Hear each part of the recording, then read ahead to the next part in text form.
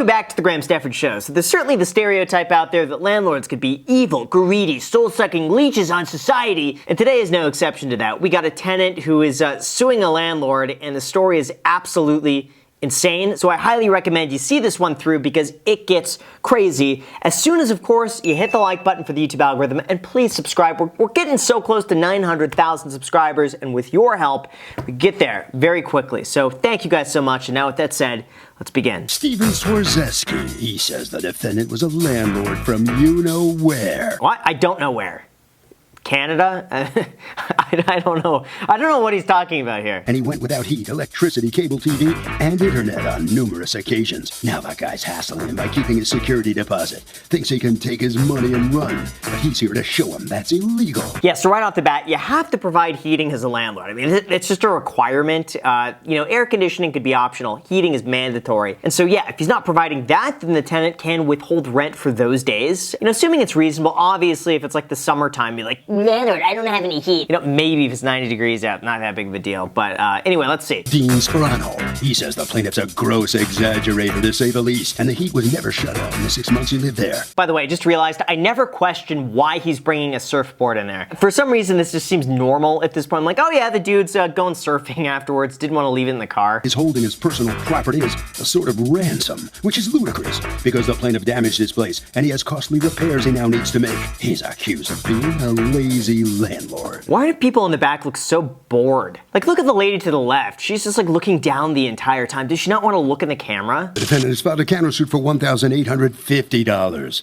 for travel costs and missed work. He's not gonna get that. That's the downside though. It's like if you miss work, you can't bill like your normal salary and be like, he's responsible now. I missed 1 day of work and that's all this money. Unfortunately, it's not looking good for him, though. Your former landlord for $3,500 that you want repaid to you, and that would be first and last month's rent plus security deposit. The counterclaim, you have $1,850 that you want him to pay you for a surfboard he stole, according to you, and several other items plus missed days' work and gas and mileage to try to get your stuff back. Wow, he stole a surfboard. Well, if that's the case, yeah, you can. It's right here. The guy took it. It's obvious the guy's surfboard. So yeah, you could deduct a security deposit for that. So for 4 or 5 days you had no electricity? Yeah, he didn't return my calls or anything, so I decided, well, either I'm out $3,500 or I need to put the electric into my name. Why did you turn over the place to him with a balance that wasn't paid that was surely going to mean electricity was going to be cut on him? Well, it's a little bit involved. This was my aunt's home. She passed and an estate litigation ensued. All the utilities were in my name, so it's ultimately my responsibility,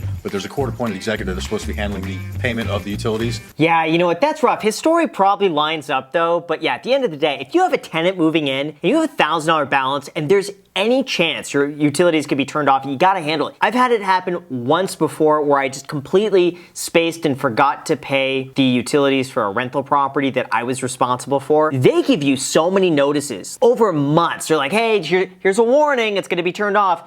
Hey, here's another warning. We really don't wanna do this. Here's another warning. So, I made sure I paid it. You know what? They really reach out to you. They'll send smoke signals. They'll do anything possible to make sure you pay the bill. They don't want to turn off the utilities if they don't have to. When did you first get an inkling that you weren't going to see a penny of your security deposit back?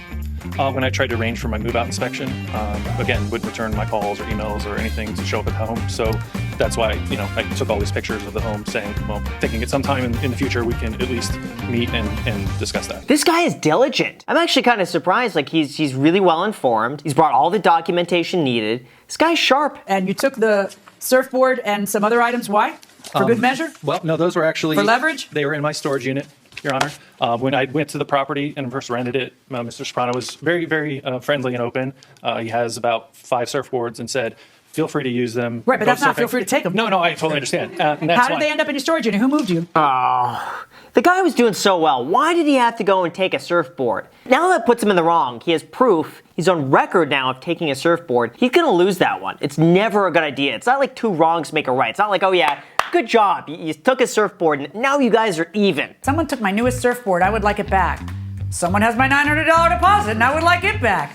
So you took the board for collateral? I understand if you did, just tell me. Yeah, nobody's going to understand better than he does. Exactly what you did. Of course you took it as collateral because you don't trust him. And can you blame the guy? Oh, man. It's petty. It's petty, but you know what? I get where he's coming from. It's bad. It's the wrong move. but I think a lot of us could be in his situation and feel justified in doing that. You people are such a waste of my time. It's unbelievable. You took my surfboard, used non-flushable wipes in my toilet, and for some reason took the copper Jello molds that house the plants atop the corner piece in the kitchen. Regardless, I did locate your surfboard in storage, and I'm waiting for my deposit to return it to you. So you're curious, as am I, who took the copper molds and why. Oh my gosh. It's funny, you know what's crazy is that these are grown adults.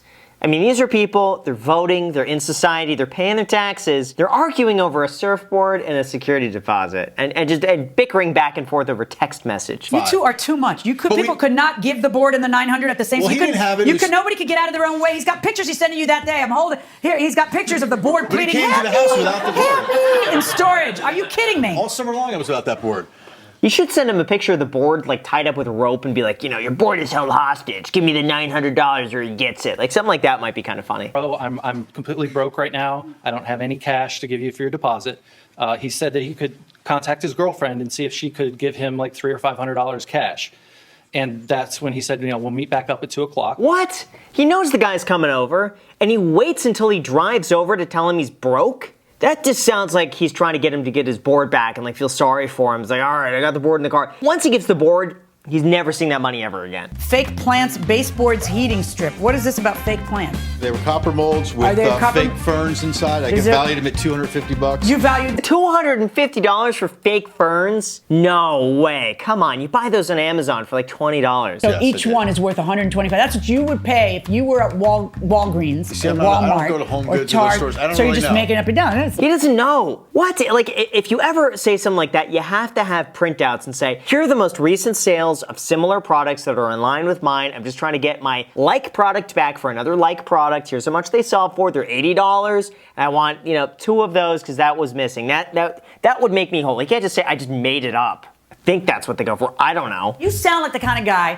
forgive me, when you let bills get to thousands of dollars before you pay them and then your tenant doesn't have electricity and you don't respond when your tenant's trying to get his money back. You sound like the kind of guy, the exact kind of guy who's going to say, I'm a little short on cash and I don't have it now. Oh, she's calling him out. She's so right, though. She probably sees people like this every single day, size them up pretty quickly. That's a good point, though. The type of person to get to a $1,000 balance on utilities and not pay it while also avoiding this guy's texts, she's on it. I am going to order you to return the entire security deposit to him of the $900. You don't get your first and last month's rent. You lived that. For $1,850, here is the surfboard, and here are some items that he says he accidentally took. Those are going to be returned to you today, but not until you pay the $900. So, gentlemen, it's like we're still there. Wow, justice has been served. That's fair. Security deposit back, he gets the surfboard back. That's the original agreement. That's what they wanted all along. So, assuming they do that, great judge work on today's episode of Lazy Landlording. Thank you so much for watching, and until next time.